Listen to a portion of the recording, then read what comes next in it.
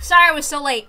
I had to finish like 15 requests, and then I went on to 2 rants about Higurashi and Umineko. I was spreading the word of Ryukishi 07, so it's not like I wasn't spending my time about spreading the word of Ryukishi 07 and Higurashi no Naku Koroni and Umineko no Naku Koroni. So please forgive me for being late, even though I guess it's not a big deal. Anyway, but I usually like to be on time, but I was going crazy on my TikToks and being like, oh, it's Higurashi and Umineko no Naku Koroni. I have to talk about how much people should read it, and like on one of my drawings of like Bachelor and everything. Not to mention, it's literally October 4th and 5th, which is the anniversary of the Ushiromiya Family Conference. So I'm very excited. I know I still have to like edit those videos that I made, and we're already on episode 8, and I'm only on episode 2. I know. Hopefully all the drawing requests that I fill myself up with is gonna kick my ass and let me get into gear and start editing. I'm so bad at doing things. I don't know how I did it with Higurashi. I got all those videos up. But with Umineko, it's different. Then again, yeah.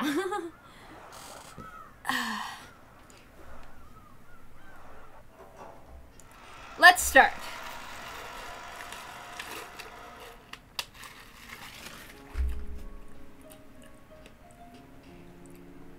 This song again, lovely. The VIP room was filled with a sweet smell of pumpkin. Damn it! The VIP room was filled with a sweet fucking car! What is it? First I get in my way, and this goddamn car decides, let me zoom all the way down the street where I live. You don't need to be doing that, you ass! God. Alright. Now let's continue. The VIP room was filled with the sweet smell of pumpkin tea and packed with smiles and laughter. Simply splendid! I'm glad to see you in such high spirits! I could say the same for you. What idiot said that you're reaching your last years? I just borrow a bit of cheer from you. Once I return to my study, I will be little more than a withering senile old man. Enough with your lies. Give it up and swear that you'll be living at large until you're 100. Same here. I haven't seen you for 6 years, but I was surprised to see how little you changed. You little brat! So it seems you've learned flattery during these past 6 years. Sorry to disappoint you, but you're hardly a fair judge in the matter.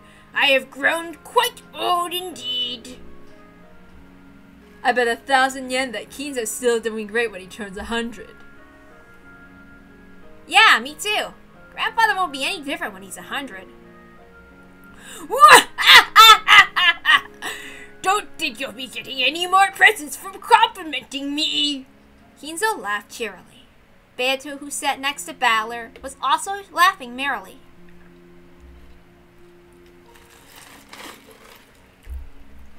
Angie alone stood by the window, staring at the others, trying to figure out what sort of relationship the witch of the portrait and her grandfather had. There was a knock on the door. Is that you, Genji? Come in! Pardon the intrusion. Kraus and Natsuhi are here. Father! Oh, and Battler is here too! It has been some time, Beatrice. Has there been any news? I'm just the way I used to be. Come on, have a seat. And Angie, why are you standing by the window like that? Come over here and sit down. Angie, come over here. I'll just watch from here. Angie grasped the candy that she had gotten from Beato tightly, and with a gaze that was still wary, she continued to stare. Genji offered her a chair. Sorry, it's another car. I can't stand the sound of cars. Genji offered her a chair, but Angie just shook her head. Let her do as she pleases. Come, Kraus, Natsuhi, and have a seat as well. Is it something important? I guess Angie and I should leave. Hey, if you leave, who's gonna back me up here? Kinzo, you don't mind if Balor stays, do you? I have nothing to hide. I care not. However, he had called Kraus and Natsuhi to the VIP room to meet Beatrice, the Golden Witch. It was hard to imagine that Kinzo wanted to have a casual conversation. After Kinzo said he didn't mind, Beato asked Balor to stay, so he decided to do so. In order to avoid getting in the way of their conversation, Balor stood up from the sofa and walked over to Angie's window. When the big brother finally came back to Angie, she clung to his waist as though determined not to let him go away again. Oh, I see. That must be why Angie doesn't like me. Huh? What is with these cars at 9 p.m. thinking they can just zoom down just because this road is empty? There's still residents living here. God. Huh? What do you mean? Angie doesn't dislike you, does she? You really don't understand Woman Battler. Beatrice smiled at Angie, but the latter turned to look the other way. Even a young woman is a woman nonetheless. When Beatrice stopped laughing, the conversation switched gears. Why on earth did Kinzo summon Kraus and Natsuhi to the VIP room, and what was he going to talk about? Everyone felt automatically silent.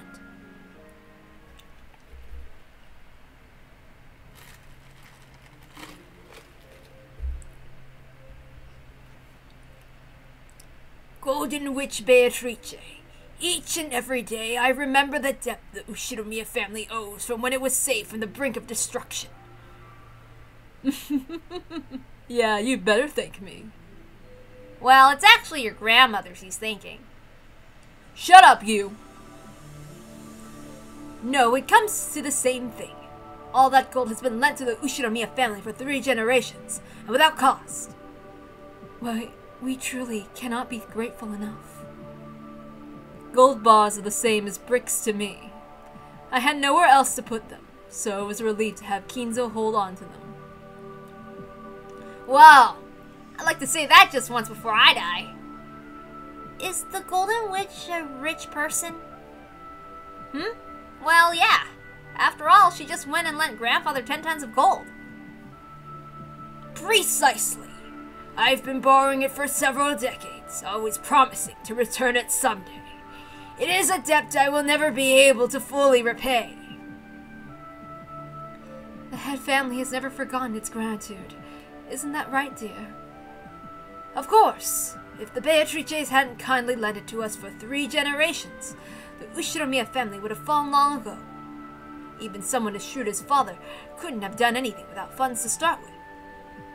By now, my money is making money, and the gold that made up my original funds can sleep in peace. Kraus, do you know what I'm about to say? Since the moment Kraus had been summoned here, he had guessed what Kinzo was hinting at now. All things borrowed must be returned someday.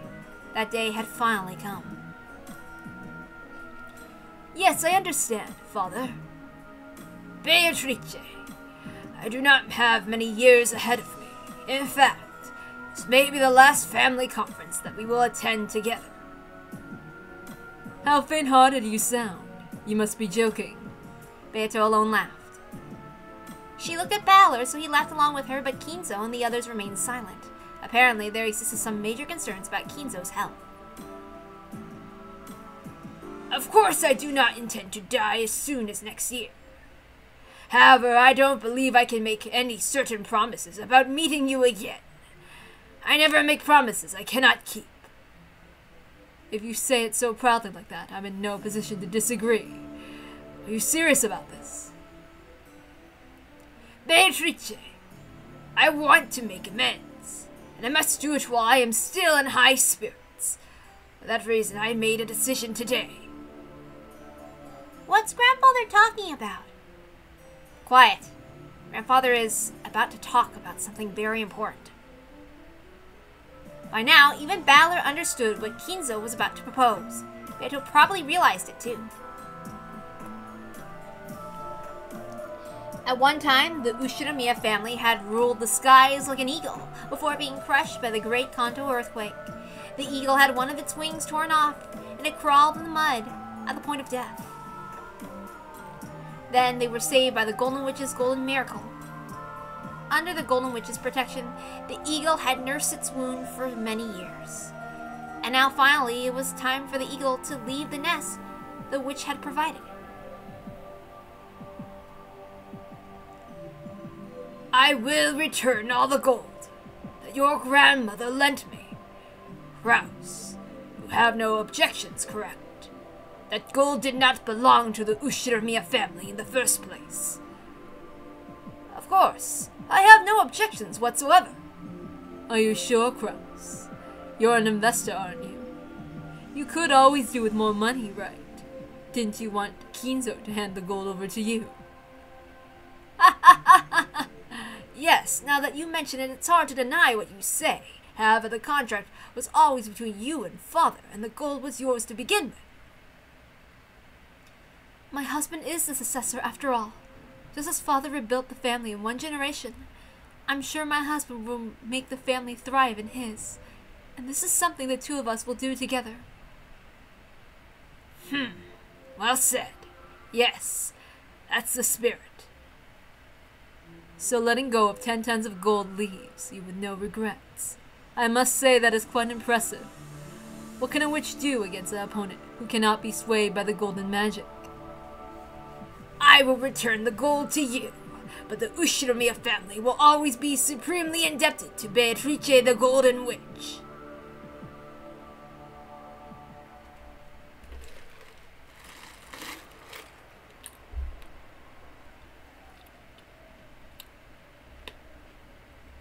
They would return the gold once lent by the Golden Witch. It was both simple and clear. However, the expression worn by the Golden Witch herself was slightly lonely, and she couldn't understand why this was. After all, if you are returning it, I simply cannot say, I don't want it, take it back. Ah, well. Beato rose from the sofa. She walked up to the window and looked down into her rose garden waving in the wind. Kraus, I have also decided to present you and the others with my inheritance while I still live. Father, when I die, you will not only be busy with the funeral, but I imagine that you will have Ava and the others at your throats over the inheritance issue. If all is divided now, the funeral will be less trying for you. Kraus, write this down. And Genji, please be our secretary. I will now lay out the distribution of my assets. Kinzo immediately began explaining how the inheritance would be split up. Balor, realizing he shouldn't be listening on this conversation, walked over to where Beato was loitering by the window. Hey, rich person. If you got too much gold in your hands, I'd be happy to lighten the load. Gold would be more useful if you turn it into firewood and use it to cook a stew. What's the matter? You're looking a bit bored.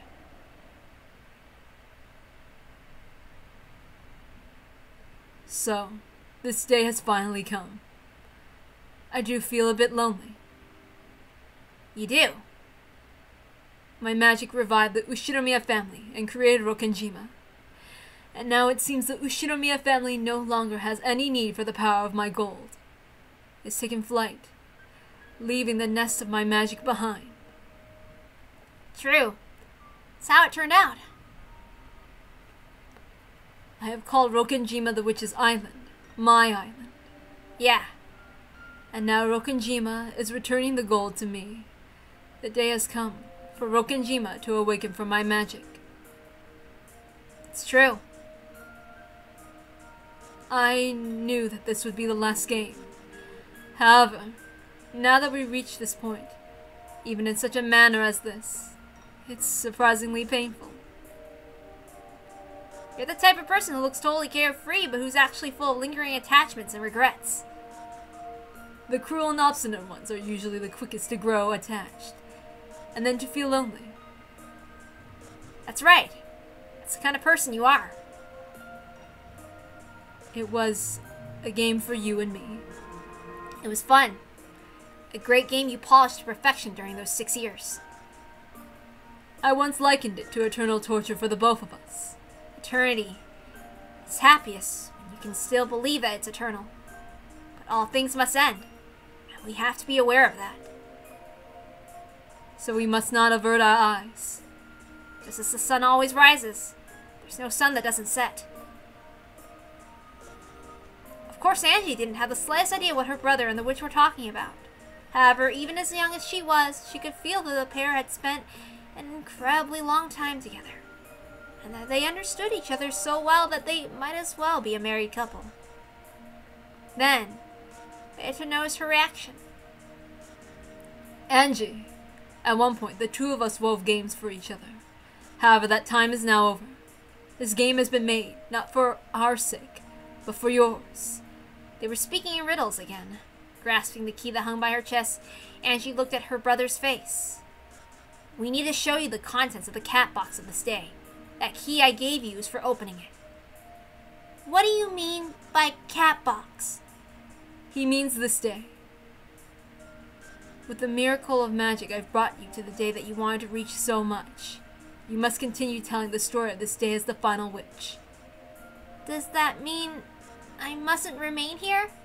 Angie's tone was slightly tense. She understood what her brother meant, and it made her frown.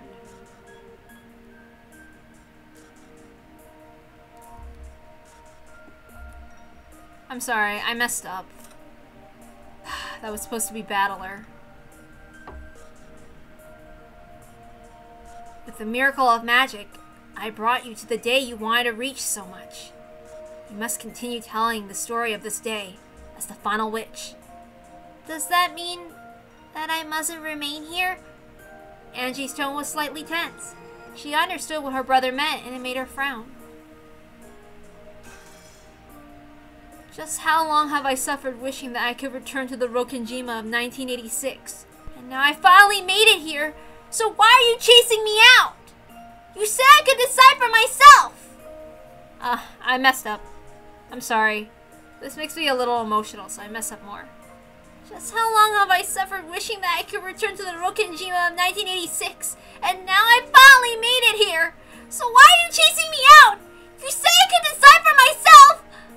That's right. I did say that. I'm not leaving!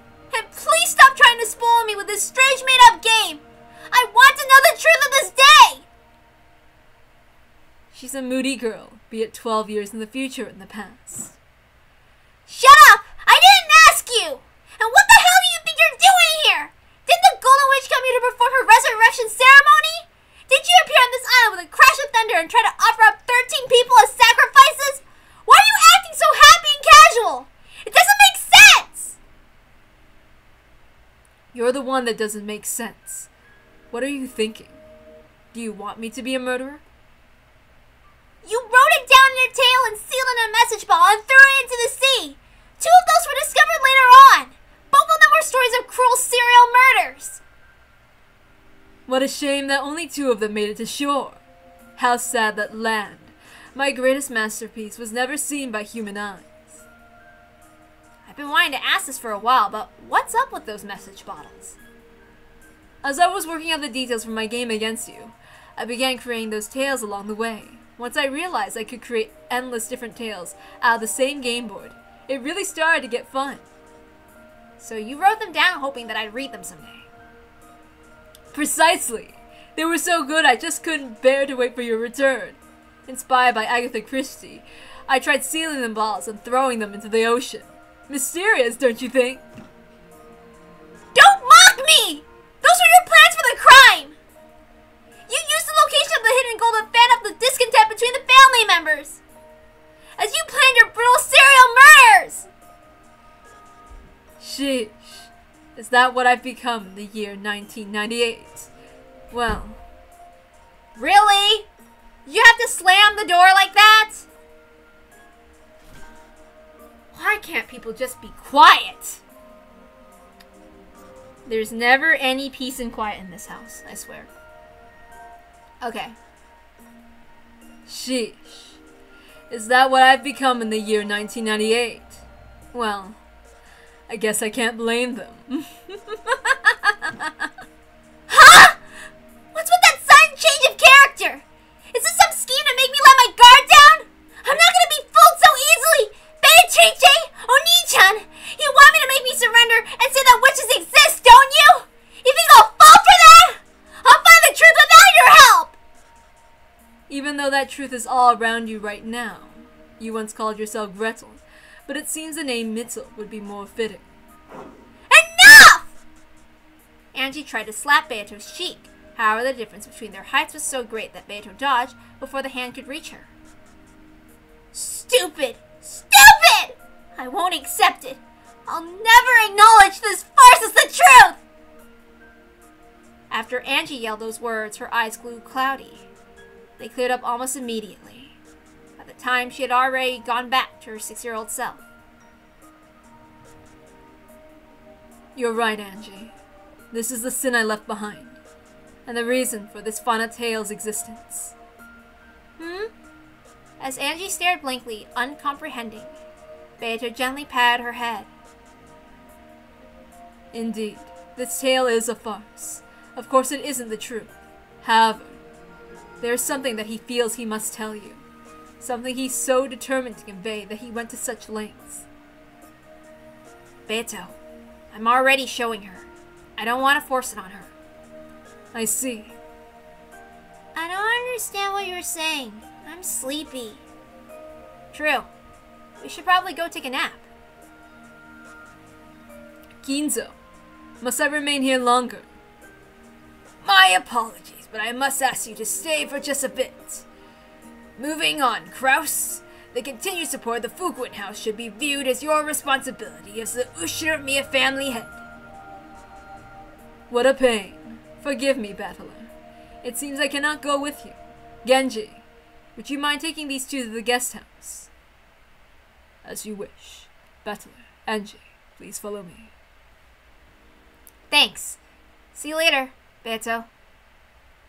Of course! I have a amount of things I wish to discuss with you, and I'd like to have some time alone tonight. We must act the part of a married couple every now and then. Well, what do you mean, act the part of a married couple?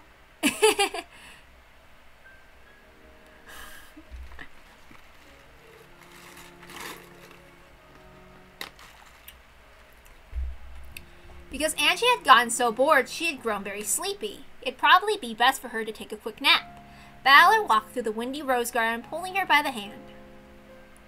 When he was questioned by their guide Genji, he learned that the old servant had known beforehand of Kinzo's desire to return the gold to Beato, and settled the inheritance problem early. The master decided to start preparations early for his final test in this world, the ending of his life. Most people don't think much about what happens after they die.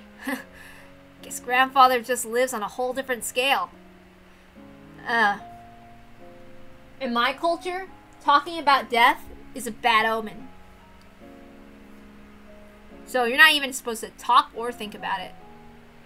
There's this YouTuber who talks about the good death or something like that. What was her name? I forgot. But she's a mortician.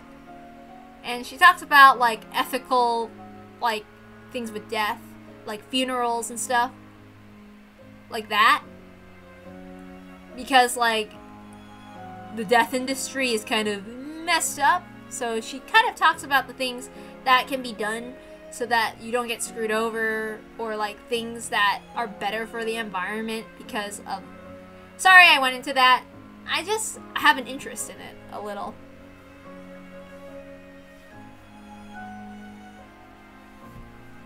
Today marks the start of a new flight when the Ushinomiya family will depart from the Golden Witch's patronage.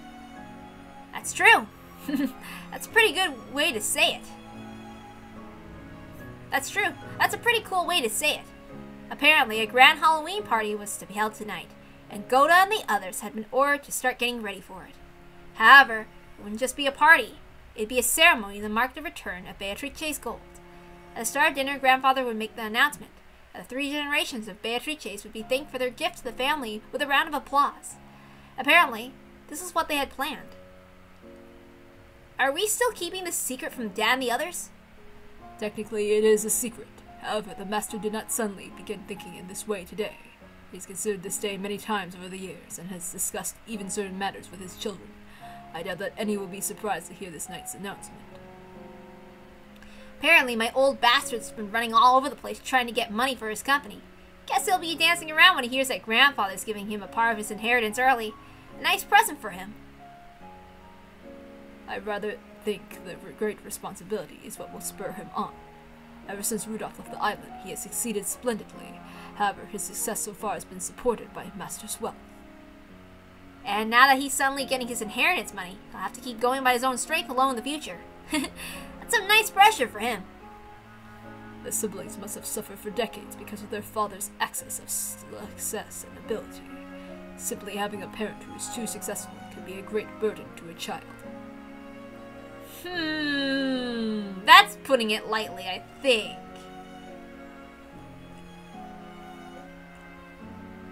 And tonight, they'll be leaving the nest, truly becoming adults for the first time.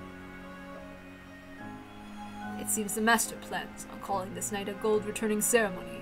However, he originally intended to call it a living funeral. Sounds pretty depressing, having a funeral while you're still alive. I'll admit that calling it a day to start a new journey and leaving the nest fits the Ushiromiya family much better. Oni-chan, I'm sleepy. Look, we're almost to the guest house. You want to go to Mom's room? Or to the cousin room? I don't care. I'll sleep until dinner. That's so cute. Angie, still holding her brother's hand, crouched down, looked as though she was about to fall asleep. Battler lifted her up and carried her. As she felt the warmth and safety of her brother's back, Angie drifted off into sleep.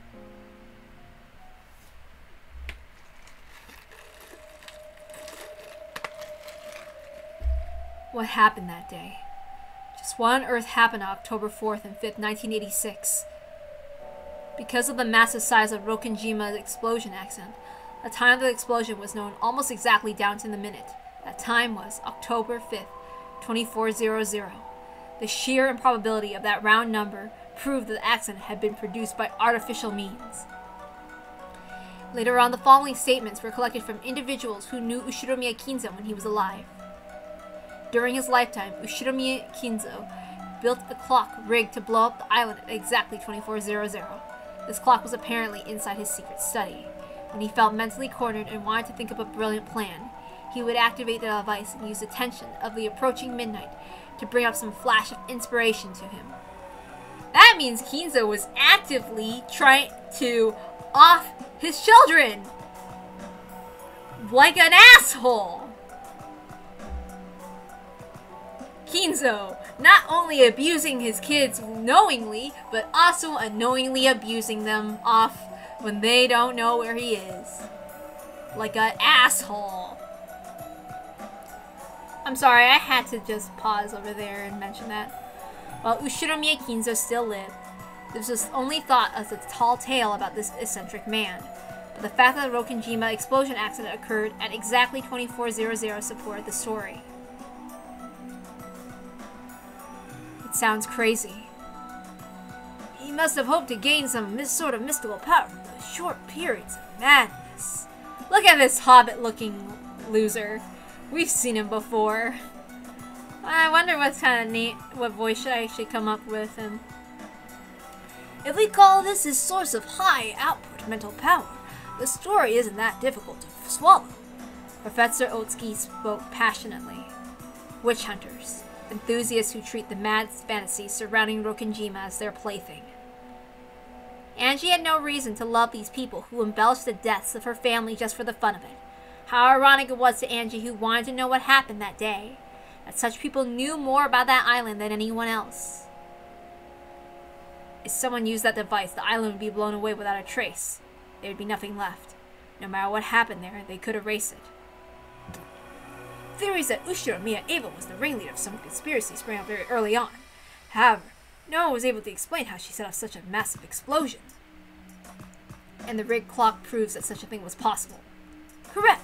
we can theorize that Ushinomiya Eva was fully aware of the timing and expected the radius of the explosion to refuge in Kuwadori. To get all the family wealth to herself, she killed everyone and used the explosion to remove all evidence.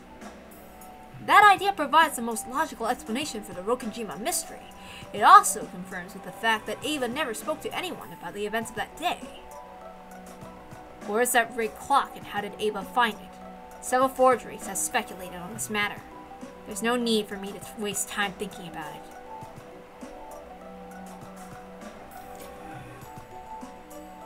Eva activated the clock device hidden Kuwadorian to escape the blast, and was therefore the only one to survive.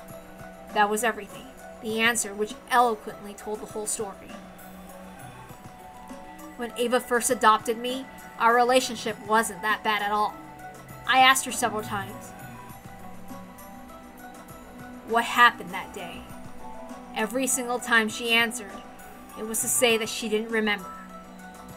But well, she must have been flustered at that time. The very first time I asked, she answered like this. I can't tell you about it. It was a slip of the tongue. She knew what happened that day. She left this world without telling even a bit of the truth. She sealed the truth in a cat box and left this world taking the key with her. There can only be one answer. She was behind everything. She got to keep all the family wealth to herself and became super rich. And afterwards, she lamented the fact that her beloved son would never inherit any of what she created, and she cursed me. Just remembering that old bitch makes me want to vomit. What happened on that day? That's what I want to know. It's my only goal. And the one reason I'm still alive. However, later on, I'd come to grips with the fact that my goal was an abstract one. After all, though I don't know what happened that day, if it's a question of who did the crime, that's already clear. Shiromiya Eva. She's the culprit. It has never changed since the beginning. That's right. I'm not trying to find out what happened that day. I'm trying to find out what Ushinomiya Eva did that day. If I can reveal that, then I can expose Eva's evil, even though she's already dead. That is my true goal. The police also suspected the accident might be a crime, and they did investigate. However, no matter how much they inspected the crater that had once been Rokenjima, they didn't find anything at all.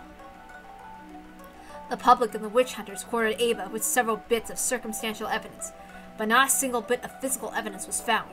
Though Eva was the merest fraction of a shade away from guilty, they were unable to expose her crime. My goal isn't anything as vague as learning what happened that day. It's to expose the crime Ushinomiya Eva committed that day, and to have my revenge. I haven't been able to expose Ushinomiya Eva's crime, so people are acting as though the events on the island were all done by some bizarre golden witch. Defeating the golden witch means exposing Ushinomiya Eva's sin. I won't forgive Ushinomiya Eva. I'll certainly hate her and take revenge for my family. That is Ushinomiya Angie's one and only reason for living. If she knew you if she knew you hated her that much, the president would probably be rolling around and laughing in the next world. Shut up. I'll expose that old bitch's crime. I won't accept that it was a perfect crime with all the traces blown away. I'll never do that. In other words, this journey of yours is a journey to take revenge for your family. Got a problem with that? You must be joking. It's great to know that you have a purpose in life. Could you turn that off? Oh, you don't like Amazaki? Amakusa turned the radio off. The dull sound of the engine became the BGM that filled the car. Is it really so strange, fighting for revenge? Not really. On the front, I met people who live for that reason over and over. You've been on battlefields many times as a mercenary, right? Well, I've seen a few. So are people who fight to take revenge for their families strong? No doubt about it. Some people even strap bombs to themselves and end their own lives to take revenge for their families. Humans are more capable of dying for vengeance. That's right. I could do it too. Have you heard of the child soldiers? You mean kids who fight like soldiers. That's it. Kids who lost their parents and have nowhere to go sometimes get picked up by groups of armed insurgents and become soldiers.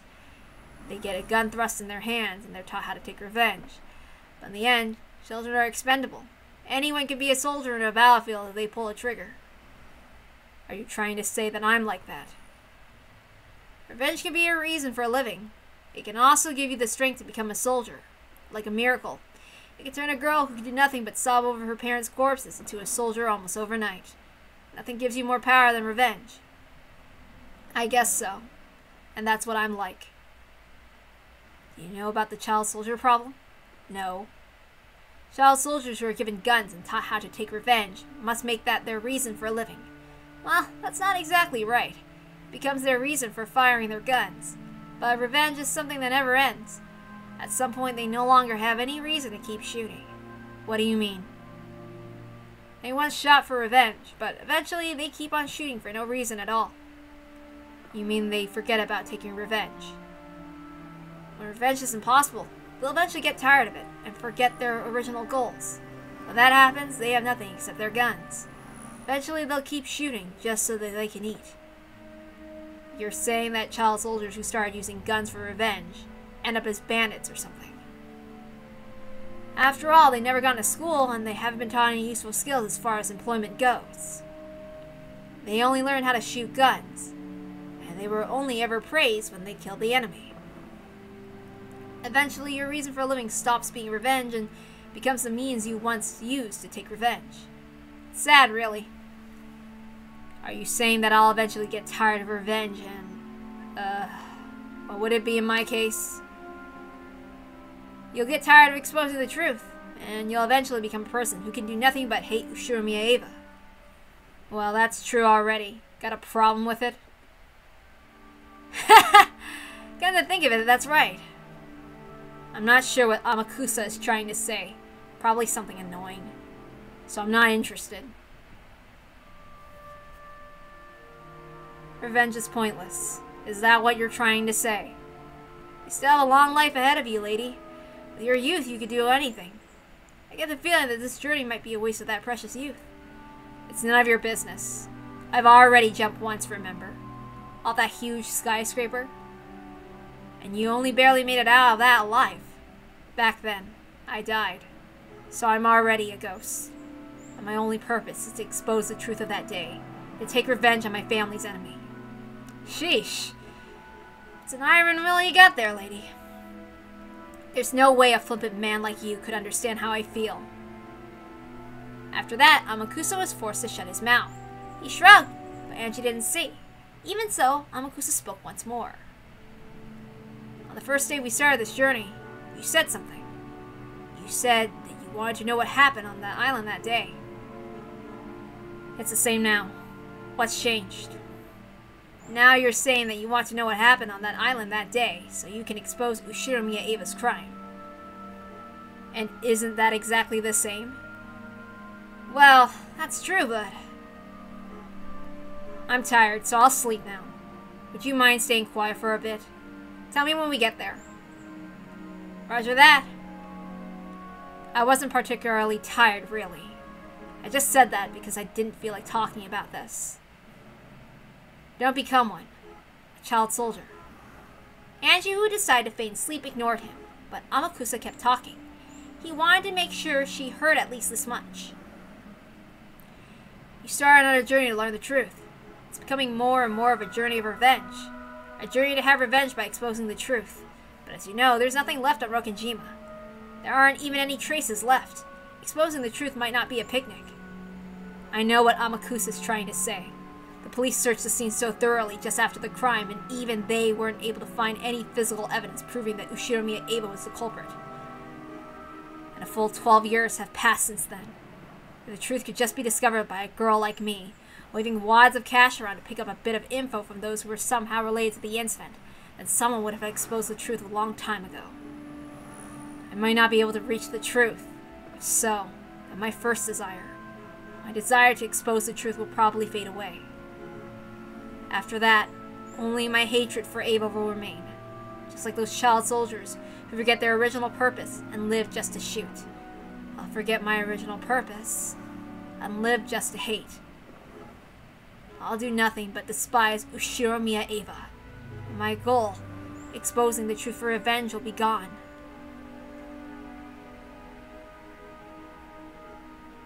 So hating Ushiromiya Eva will become my whole life. Okay, why is it doing that? I'm a little confused. Did it disconnect? I'll have to try reading that part again.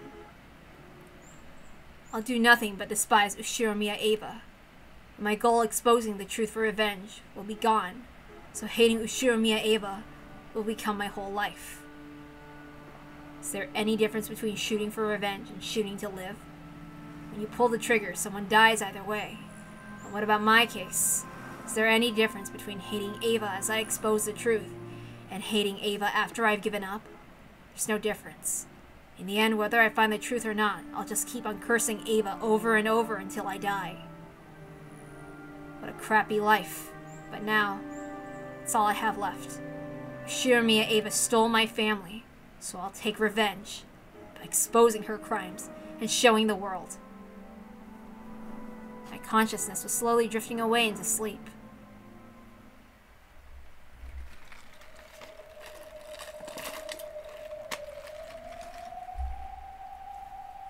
Why is Oni-chan showing me such a bizarre Rokenjima? Is this supposed to be the truth? Enough with this farce. Why is even Oni-chan trying to hide the truth from me? I'm trying to find it so that I can avenge him and the others. Or would Oni-chan say the same thing as Amakusa? That revenge is meaningless, so I should stop? Is that why he's speaking in riddles, trying to make everything more confusing? It's none of his business. I'm not just trying to take revenge for their sakes. I'm doing it for my sake, too. After all, it's the only reason I'm still alive. Taking revenge. It's my reason to live. I don't have a clue what Oni-chan is thinking.